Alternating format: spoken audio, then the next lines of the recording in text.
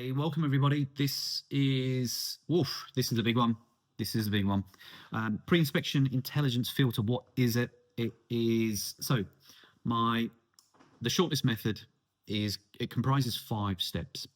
The first 3 will get you to be able to make an offer remotely with 100% confidence. All right, everything. It's from a pure guide, and that's what I'm taking you through. All of the stages with the emails that I keep sending to you. Okay, within this email, there is an expression version of this video. This one will go for maybe 20 minutes or so. I'm going to try and keep it on point.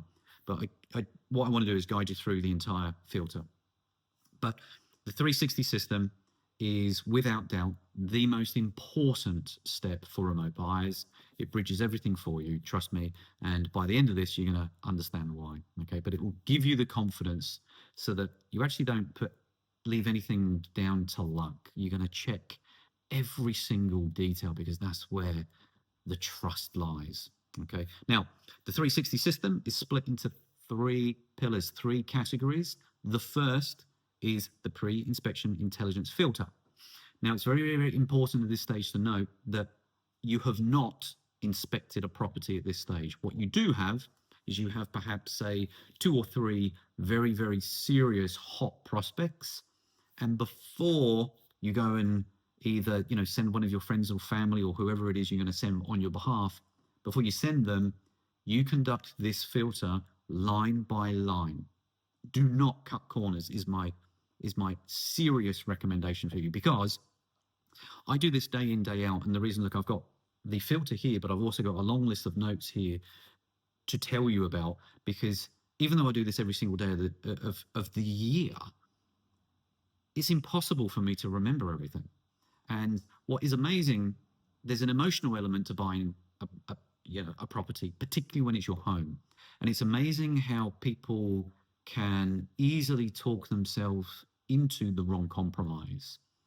For example, you might have an absolute, wonderful living space that sells you, but you kind of, that takes your focus away some other areas that don't meet your brief. And honestly, trust me, there's plenty more fish in the sea. And that's what this filter is great for. It's your accountability checklist. All right. So, like I said, any hot property, follow it line by line. And the wonder of this filter is the scorecard system. If it scores in each category, if it scores, look, I'm being kind. If there's 3 red flags, walk away. Plenty more fish in the sea. Walk away. Okay, trust your gut, because you don't want to go. It's like I said, it's amazing when you go to an inspection. There'll be some components to every property that you go, wow, that's actually pretty good. And, depending on the flow, it's so easy just to go, oh, you know what, this one will do.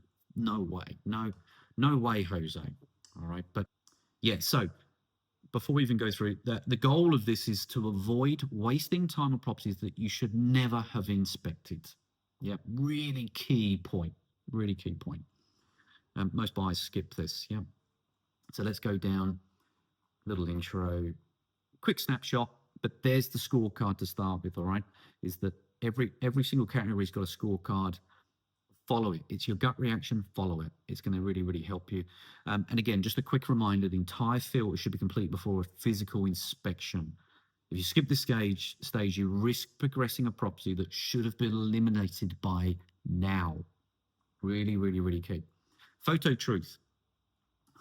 You're probably listening to me and smiling.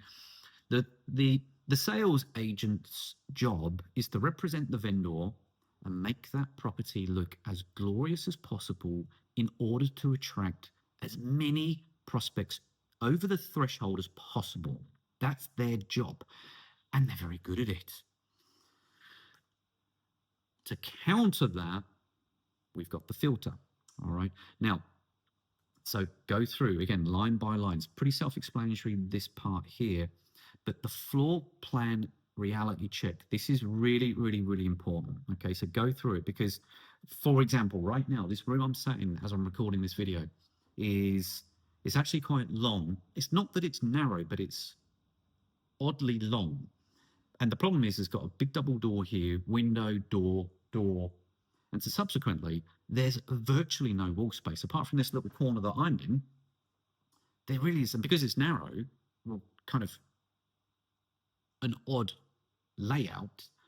The room is useless, but the rest of the house is glorious. And so, but I spend all my time in here. Like it's you know, if this was one of the key components, like it's the floor plan. Really, what I'm trying to say is really study the floor plan and the flow. And there's quite a few points here. Okay, good flow, narrow or cramped feel, poor visibility, awkward angle. Again, trust your gut. Any mismatches, really, it puts it on the red flag alert for you. Okay, like I said, it's just an honesty checklist. This is personal experience. This never used to be in my framework until it actually happened to me a few years ago. I went from a quite a dark property to one that had perfect north orientation and floor to ceiling windows all the way around. And the difference that it made to my day-to-day life was quite profound. And I'm not really overly a sun person, but it's just the natural light coming through the property. It was so huge. And so if that resonates with you, this really needs to become part of your essential criteria. This filter really helps to narrow down. You know, after listening to this video, you might go back to your concepts and narrow them down even further. Put this on one of your concepts, for example. Okay, again, follow it, and do not sacrifice anything on your filter checklist. All right, that's what it's here for. Now, this is absolutely crucial here. See here, step 3, shadow impact checklist. This is going to, I predict, this is going to become very, very prominent over the next 5-10 years in Melbourne. Since, you know, we all know that the level of construction is way below what's needed. And then that was before COVID. After COVID, there's been supply chain issues. They're not building enough houses. They've obviously cranked up the migration tab. And so subsequently, there's a massive shortfall of properties. And one of the big words on the street is that council are going to relax planning laws. And so what you're going to start seeing is you're going to see a lot more infills coming up, especially in suburbia, where once upon a time you would never get, let's say, a subdivision or, you know, one property split into 2, for example. You've got to be very, very alert to this. And so when you're looking at a property, let's say, again, you've got maybe 1 or 2 hot properties that you're looking at, don't just follow the real estate advertisement. This is the purpose of this checklist, is that what we're going to start doing is we're going to cross-reference it with Google Maps, satellite view, and also the plan of subdivision in the vendor statement. Because what we're going to be looking at is not just the property, but also how it sits on the block, but also the neighbouring properties.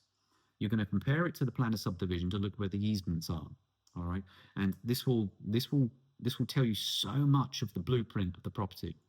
And because the last thing you want to do is go to this huge expense of buying the future home or an investment property, and all of a sudden a McMansion's built next door, overshadowing, taking out your orientation that we just spoke about, and degrading your property.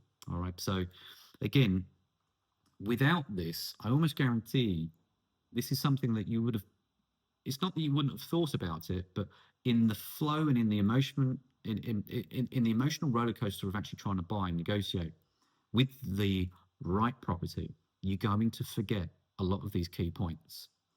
Orientation verdict, we just mentioned that. And what I just mentioned about the Google Map component is, again, take that into the street and the neighborhood. All right, because again, you're looking for overlooking windows, narrow setbacks, drainage lines, flood paths, industrial neighborhoods, social housing becoming very prominent in the suburbs, overhead power lines. Again, if that is important to you, check this and don't negotiate. Don't, you know, it's one of your non-negotiables. Limited street parking is going to really become a big thing over the coming years. Subdivision plan and title check. Easements, shared driveways. So easy to overlook. One thing on this, and it's actually reminded me of a property we looked at recently in Caulfield, and I could tell instantly from the real estate posting, from the picture, it was a 2-bedroom landed property with a big drive, but they're kind of not making a feature of the drive in the front hero shot.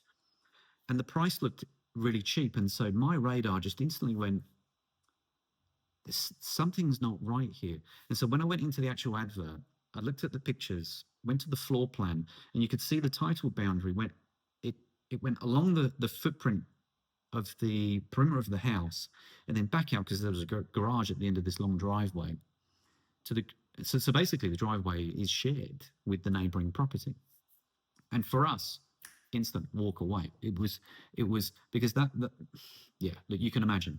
It's not always a deal breaker. It's personally, you know, like if it, there were many great reasons to buy that property, but for what they wanted for their brief, they wanted a private drive, and so completely gone.